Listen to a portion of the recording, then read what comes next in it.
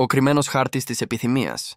Ο Φρόιντ και τα ασυνείδητα μοτίβα που μας διαμορφώνουν. Ο Φρόιντ δεν εφήρε απλώς την ψυχανάλυση. Σκόνταψε σε κάτι πολύ πιο επικίνδυνο. Ένα ανεξερεύνητο έδαφος της ανθρώπινης επιθυμίας. Αυτό που βρήκε δεν ήταν μια συλλογή από τακτοποιημένες θεωρίες ή ευγενικές παρατηρήσεις για το μυαλό. Ήταν ένας καθρέφτης που κρατιόταν μπροστά στην ψυχή, αντανακλώντας αλήθειες τόσο άβολες, που ακόμη και οι ίδιοι οι μαθητές του προσπαθούσαν να τις θυμώσουν. Αυτό που ανακάλυψε ο Φρόιντ δεν ήταν τρέλα, αλλά νόημα. Η παράξενη, ηλεκτρική ένταση μεταξύ αυτού που λέμε ότι θέλουμε και αυτού που πραγματικά κυνηγάμε. Είδε ότι τα ανθρώπινα όντα δεν καθοδηγούνται από τη λογική ή την ηθική, όσο από αόρατα μοτίβα λαχτάρας. Αυτά τα μοτίβα είναι βαθύτερα από τη συνείδηση, παλαιότερα από την ίδια τη γλώσσα.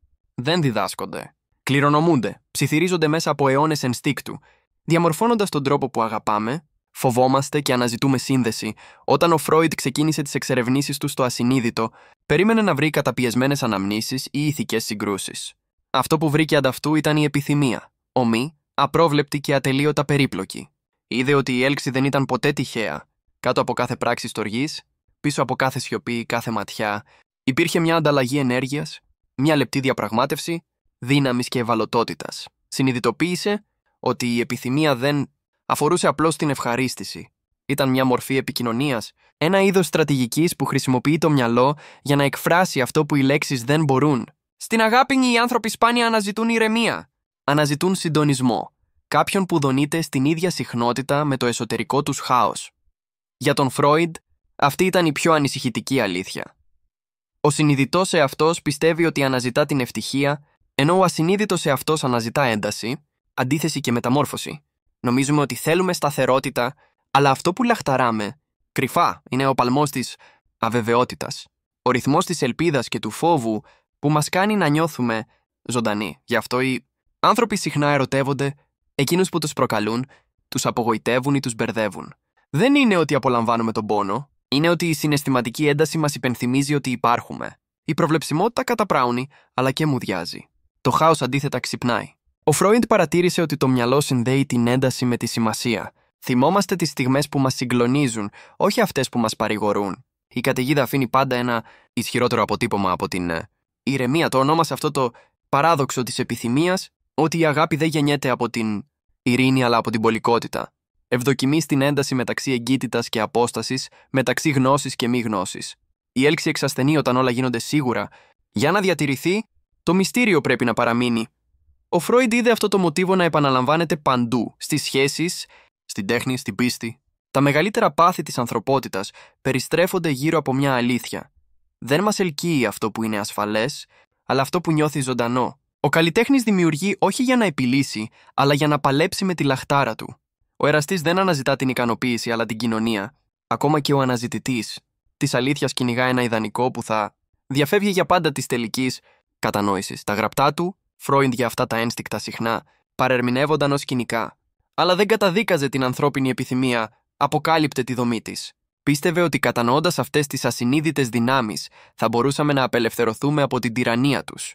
Μέχρι να κάνετε το ασυνείδητο συνειδητό, έγραψε, θα κατευθύνει τη ζωή σας και θα το ονομάσετε μοίρα. Για αυτόν, η τραγωδία της ανθρώπινης αγάπης δεν ήταν ότι απέτυχε, αλλά ότι δεν καταλαβαίναμε γιατί απέτυχε. Κυνηγάμε τα ίδια μοτίβα, επαναλαμβάνουμε τις ίδιες ιστορίες και τις αποκαλούμε πεπρωμένο. Αλλά το πεπρωμένο, υποστήριξε ο Φρόιντ, είναι συχνά απλώς μια μεταμφιεσμένη ανάμνηση, η επανάληψη κάποιου άλλου πράγματος.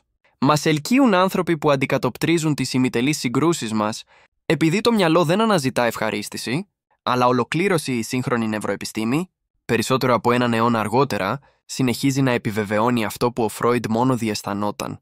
Μελέτες δείχνουν ότι η απρόβλεπτη ικανότητα ενεργοποιεί τα ίδια νευρονικά συστήματα ανταμοιβής με τον εθισμό. Ο εγκέφαλος μας απελευθερώνει περισσότερη ντοπαμίνη, όχι όταν λαμβάνουμε μια ανταμοιβή, αλλά όταν την περιμένουμε. Με άλλα λόγια, δεν είναι η ικανοποίηση που μας συναρπάζει. Είναι η αγωνία, η αναμονή, η απορία, η άγνοια. Αυτό βοηθά να εξηγηθεί γιατί τόσες πολλές σχέσεις ευδοκιμούν στον ρυθμό παρά στη σταθερότητα, την εναλλαγή της παρουσίας και της απουσίας, του δοσήματος και της παρακράτησης. Δεν είναι χειραγώγηση, είναι βιολογία. Το μυαλό συνδέει την αβεβαιότητα με τη σημασία. Αυτό που είναι σπάνιο αισθάνεται πολύτιμο. Αυτό που πρέπει να κερδίσουμε γίνεται ιερό, αλλά ο Φρόιντ προειδοποίησε επίσης για τον κίνδυνο που ενέχει αυτό. Όταν η συναισθηματική ένταση γίνεται σταθερή, πάβει να απελευθερώνει και αρχίζει να υποδουλώνει. Η αγάπη μετατρέπεται σε εξάρτηση, η περιέργεια γίνεται αιμονή.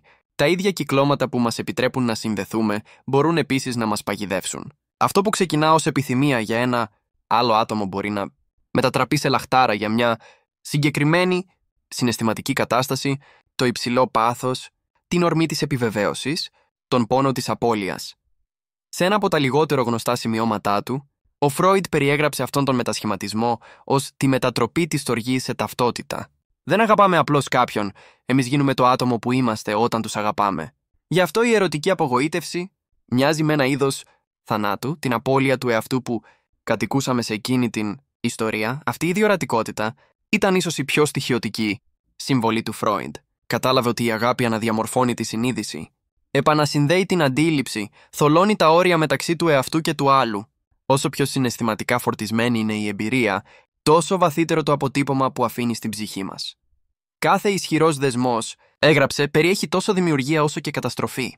Ξυπνά μέρη του εαυτού μας που η ρουτίνα της ζωής κρατά αδρανή.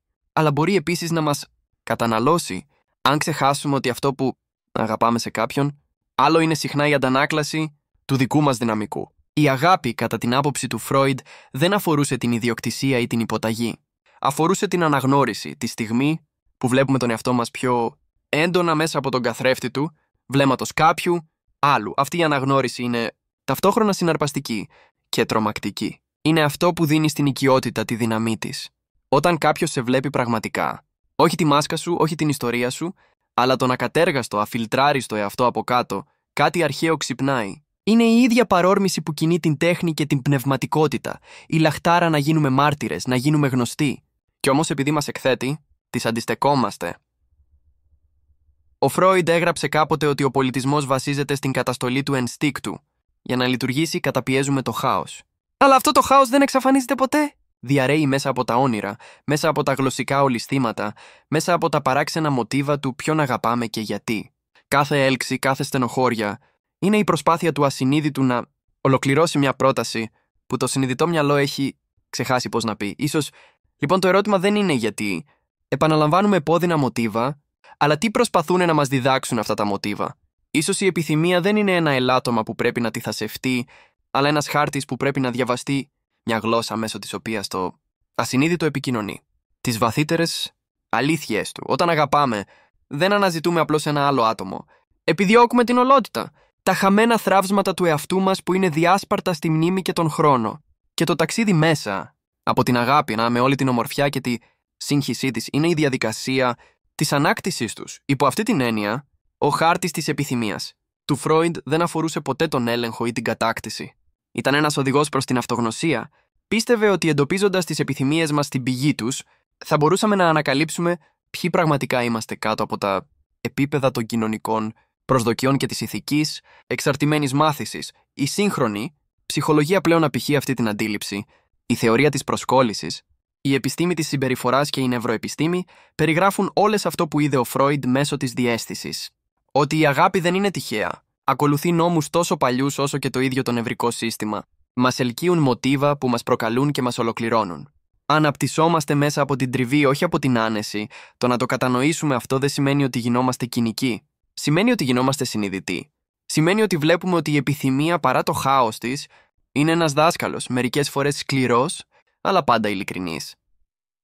Το έργο του Φρόιντ παραμένει άβολο επειδή μας υπενθυμίζει ότι δεν έχουμε τον πλήρη έλεγχο. Κάτω από κάθε λογική σκέψη βουίζει μια συμφωνία παρορμήσεων παλαιότερων από τον πολιτισμό. Αλλά μέσα στο ίδιο αυτό χάος βρίσκεται η ελευθερία μας. Τη στιγμή που σταματάμε να αρνούμαστε το ασυνείδητο, αυτό σταματά να μας κυβερνά. Τελικά, ο Φρόιντ δεν αποκάλυψε ένα σκοτεινό μυστικό για τους άλλους. Αποκάλυψε την αλήθεια για τον εαυτό μας, ότι αυτό που ονομάζουμε αγάπη, έλξη και λαχτάρα, δεν είναι λάθη του νου, αλλά εκφράσεις της βαθύτερης νοημοσύνης του. Η επιθυμία, έγραψε, δεν είναι ο εχθρός της λογικής. Είναι η γλώσσα μέσω της οποίας μιλάει η ψυχή. Και ίσως γι' αυτό, περισσότερο από έναν αιώνα αργότερα, εξακολουθούμε να επιστρέφουμε στον Φρόιντ, όχι για να λατρέψουμε τις θεωρίες του, αλλά για να θυμηθούμε ότι κάτω από όλη τη λογική και την πρόοδό μας, εξακολουθούμε να μας οδηγεί ο ίδιος μυστηριώδης παλμός που μας έκανε για πρώτη φορά ανθρώπους.